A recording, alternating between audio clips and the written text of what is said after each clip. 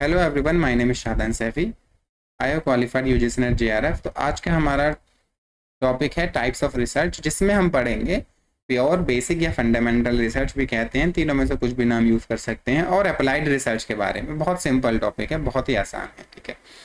Pure या basic research कहा जाता है ऐसी रिसर्च को जिसमें हम रिसर्च करते हैं नॉलेज इकट्ठा करने के लिए। ठीक है।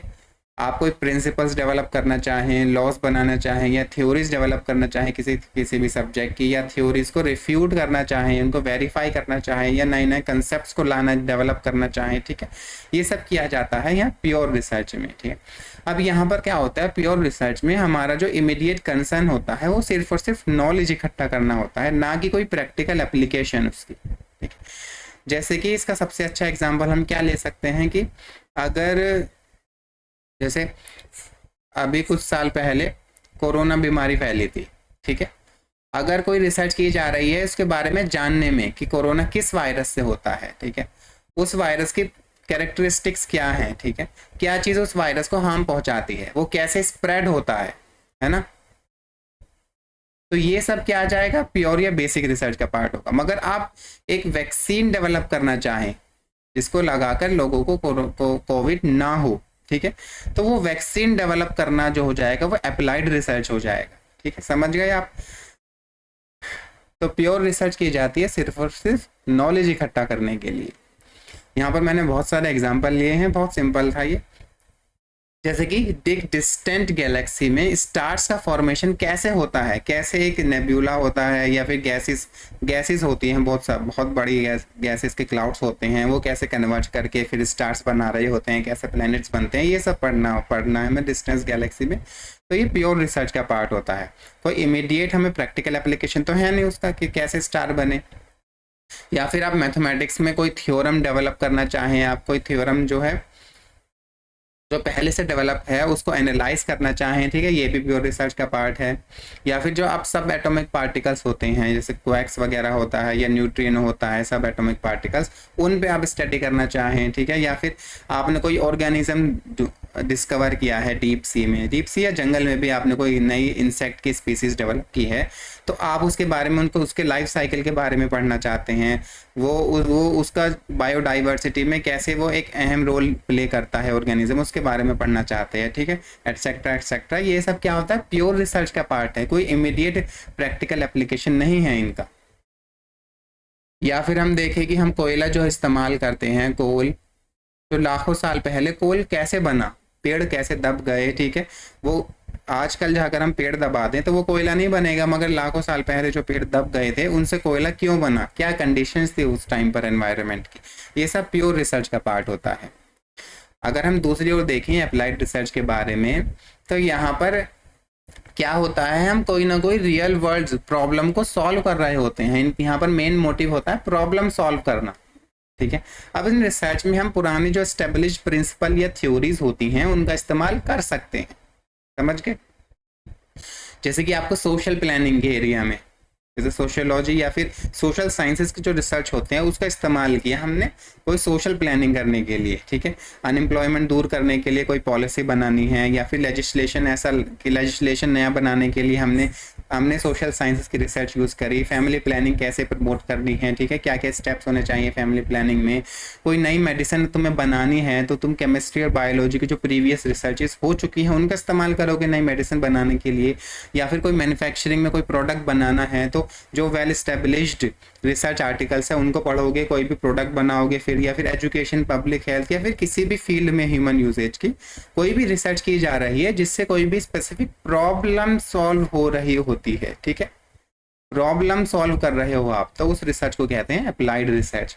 यानी कि देखो नाम में ही आपने क्या है, अप्लाई करेंगे नॉलेज को, जो आपने नॉलेज इकट्ठा करी है उसके एप्लीकेशन को पेज उसके एप्लीकेशन पे जो रिसर्च की जाएगी वो होगी अप्लाइड रिसर्च। ठीक है। जैसे कि हम देखते हैं कि साइंस भी आजकल दो तरह की होती है, एक प्योर साइंस होती है या और एक होती है अप्लाइड साइंस। अप्लाइड साइंस में हम एप्लीकेशन पढ़ते हैं साइंस का, कैसे इंडस्ट्री में हम उस साइंस को यूज कर सकते हैं। ठीक है।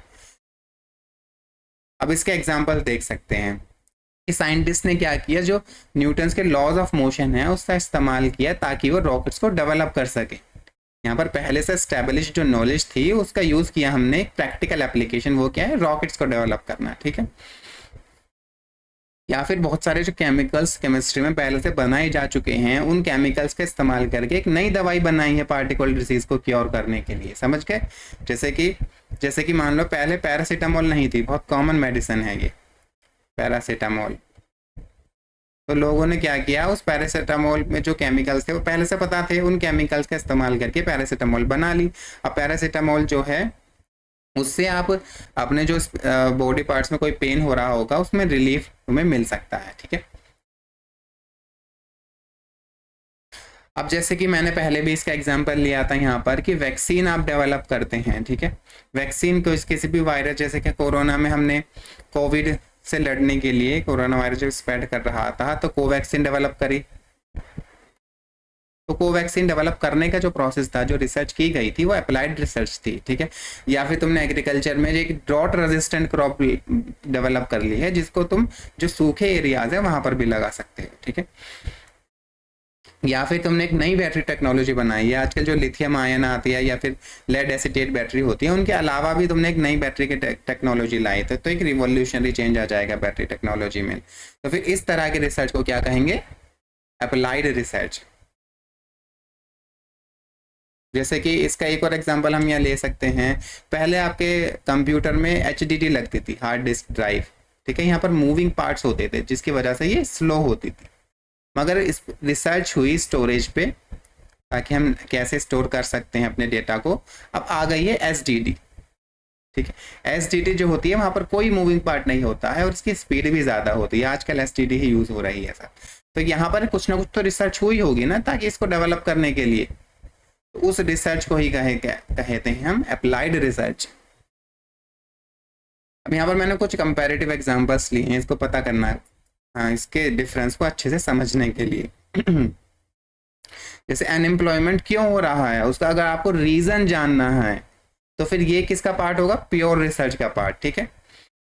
या फिर तुम्हें अगर अनएम्प्लॉयमेंट की प्रॉब्लम को सॉल्व करना है, क्या हम पॉलिसी बनाए ताकि अनएम्प्लॉयमेंट की प्रॉब्लम जो है सोसाइटी से वो खत्म हो जाए, तो इस तरह की रिसर्च को कहेंगे हम अप्लाइड रिसर्च, ठीक है।